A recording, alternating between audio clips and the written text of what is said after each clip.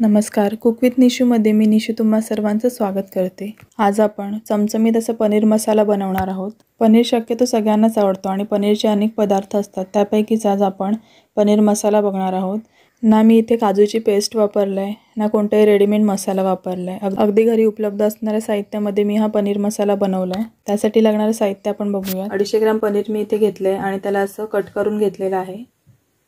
2 मध्यम आकाराची टोमॅटो आहेत ती कट करून घेतल्यात। 2 मध्यम आकाराचे कांदे असे पातळ चिरून घेतलेले आहेत।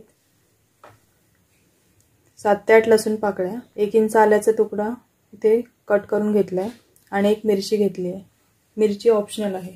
मसाल्यांमध्ये इथे मी 1.5 चमचा धणा पावडर, साधारणतः 1 चमचेपेक्षा थोडा जास्त इतकी काश्मीरी लाल मिरची पावडर घेतली आहे। 1 चमचा हळद घेतली आहे। 1 चमची आपला घरगुती मसाला घेतलाय। तुम्ही मसाल्याचं प्रमाण कमी जास्त करू शकता।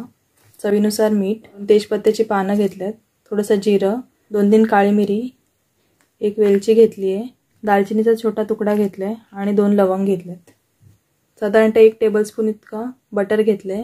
1 टीस्पून इतकी कसुरी मेथी इथे मी घेतलेली आहे। इथे मी एक कढई घेतली, त्याच्यामध्ये 2 ते 3 पळ्या इतकं तेल टाकून घेते। तेल चांगलं गरम झालं की त्याच्यामध्ये आता आपण कांदा टाकून घेऊया आणि ते व्यवस्थित गोल्डन ब्राऊन होईपर्यंत तळून घ्यायचा आहे। कांदा व्यवस्थित तळून घ्यायचा, जेणेकरून भाजी आहे ती गोडसर लागत नाही। कांदा साधारणतः तळत आला की त्याच्यामध्ये आपण आला आणि लसूण टाकून ते देखील परतून घ्यायचं आहे। कांदा आपण ह्या स्टेजला व्यवस्थित परतून घेतला तर आपण जेव्हा ग्रेव्ही बनवतो तेव्हा आपल्याला जास्त वेळ लागत नाही। आता कांदा बऱ्यापैकी तळून झालेला आहे। आता आपण तो एका प्लेटमध्ये काढून घेऊयात। कांदा व्यवस्थित थंड झालाय। आता त्याच्यामध्ये मी टोमॅटो टाकून त्याचे एक बारीक पेस्ट करून घेणार आहे।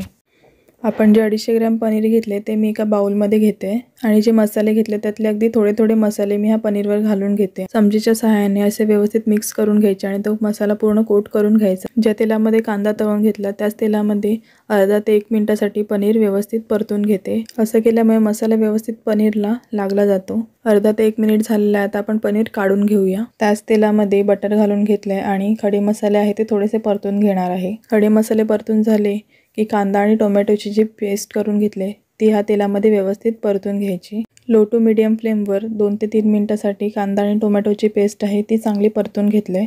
आता त्यामध्ये आपण मसाले घालून पुन्हा 1 ते 2 मिनिटासाठी व्यवस्थित परतून घेऊया। अशा पद्धतीने तेलावर व्यवस्थित ग्रेव्हीचा मसाला भाजला गेला की त्या पदार्थाची चव अजून दुप्पट होते। कसुरी मेथी आहे ती तव्यावर थोडीशी गरम करून घेतल्यामुळे त्याची अगदी बारीक पूड झाली आहे। 2 ते 3 मिनिटानंतर आता आपण त्याच्यामध्ये थोडंसं गरम पाणी ॲड करूया, जेणेकरून मसाला आहे तो कढईला चिटकून राहत नाही। ग्रेव्हीमध्ये इथे थंड पाण्याचा वापर करायचा नाही, गरम पाण्याचाच वापर करायचा। मसाला आहे तो व्यवस्थित भाजला गेलाय आणि त्यातला कच्चेपणा आहे तो देखील निघून गेलेला आहे।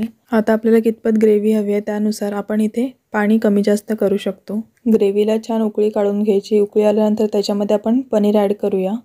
पनीर अगदी 3 ते 4 मिनिटासाठी ग्रेव्हीमध्ये शिजवून घ्यायची, त्यापेक्षा जास्त शिजवायची नाही, नाहीतर पनीर आहे ते रबरासारखं चिवट होते। झाकण देऊन 3 ते 4 मिनिटासाठी मीडियम फ्लेमवर मी इथे पनीर शिजू दिलंय। तुम्ही इथे बघू शकता ग्रेव्ही छान परतून घेतल्यामुळे आणि ग्रेव्हीमध्ये गरम पाणी वापरल्यामुळे तेलाचा छान तवंग येतो। तुम्ही बघू शकता पनीर मसाला अगदी रेडी आहे। तुम्ही देखील अशा पद्धतीने पनीर मसाला बनवून बघा आणि मला तुमच्या प्रतिक्रिया कमेंट बॉक्समध्ये नक्की कळवा।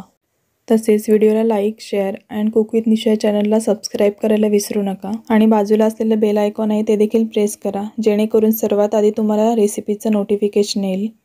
Thanks for watching this video.